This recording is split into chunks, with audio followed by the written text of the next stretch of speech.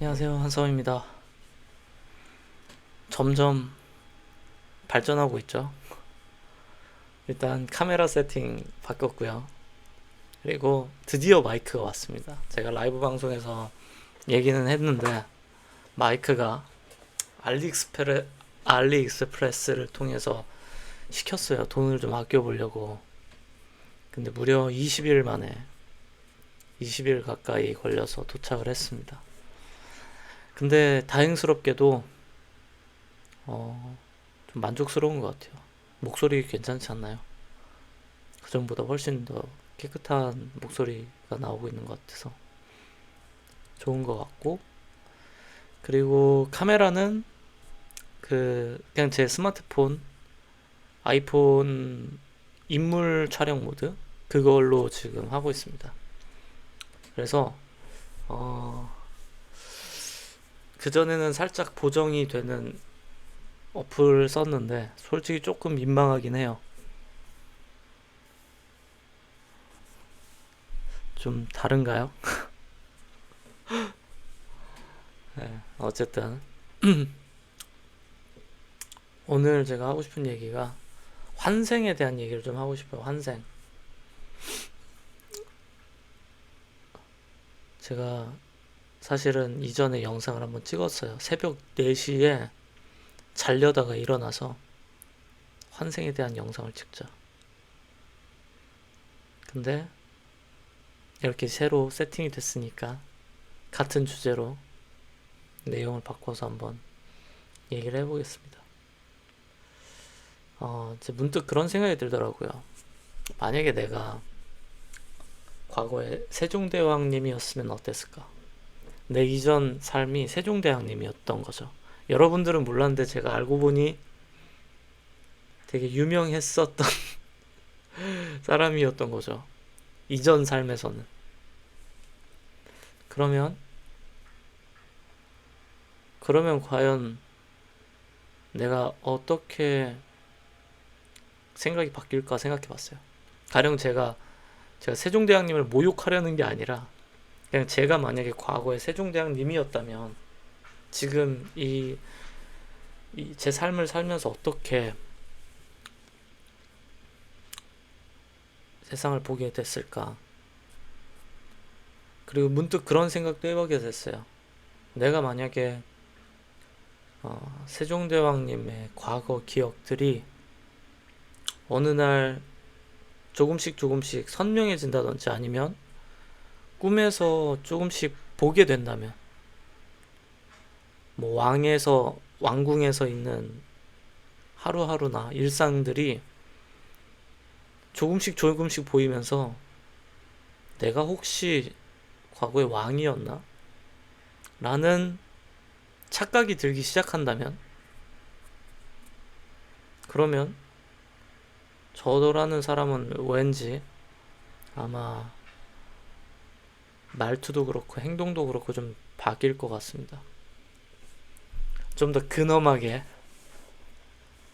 하겠죠. 지금처럼 장난도 안 치고 지금처럼 편안한 모습도 안 보여드리고 폼나는 모습만 보여드리려고 하겠죠. 당장 이 옷도 이 옷이 지금 몇 년 됐는지 모르겠어요. 이게 그 20대 중반에 산 거거든요. 7년 된 옷인가? 8년 된 옷인가? 그 정도 돼요. 근데 이런 옷도 안 입고 좀 더 근엄하게 방송도 하고 그러겠죠. 아니면은 전 이런 생각도 종종 했어요. 만약에 빌 게이츠나 주커버그가 영혼이 바뀐 거예요. 저랑 오늘 영화에서나 있을 법한 일인 거죠. 영혼이 딱 바뀌어 버렸어요. 그러면 빌 게이츠 씨는 지금 노년이죠. 70 넘으셨을 텐데 거의. 빌 게이츠 씨가 만약에 제 몸으로 들어온다면은 과연 어떻게 이 몸을 사용을 할까? 아니면은 마크 주커버그, 우리 메타, 페이스북의 대장, 이 사람이 내 몸에 들어온다면 그럼 어떤 일이 펼쳐질까? 그럼 내가 갖고 있는 자원과 환경과 무기들, 지식들을 사용해서 또 다시 한번 마이크로소프트나 아니면 페이스북을 만들기 위해서 애쓰지 않을까? 혹은 그들이 살아보고 싶었지만 살아보지 못했던 어떤 삶을 추구하면서 살지 않을까 하는 생각이 들더라고요. 그래서 전 문득 이런 생각이 들었어요. 환생이라는 게 꼭 죽음까지 기다려서만 얻을 수 있는 건 아니다. 내가 오늘부터라도 새롭게 살겠다고 내 자신을 과거의 내 모습이 아니라 새로운 모습으로 대하고 살기 시작하면 그게 사실 환생이 아닐까 싶은 거예요. 그게 사실은 환생이 아닐까. 슬픈 얘기지만 정상적으로 잘 살다가 끔찍한 화상을 입거나 아니면은 큰 사고를 당해서 중증 장애를 얻으신 분들이 삶이 완전히 뒤바뀌어 버리는 경우들이 있어요. 그러면 그것으로 인해서 완전히 새로운 삶이 열리고 또 한편으로는 다치기도 하죠. 과거의 삶은 다치고 새로운 삶을 살아야만 하고 어찌 보면 죽음과 같은 상황에 놓였고 거기서 다시 살아난 삶으로 사시는 거잖아요.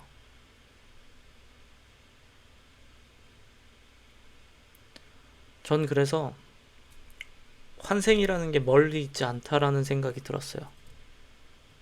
그리고 나를 어떻게 생각하느냐, 날 누구라고 생각하느냐,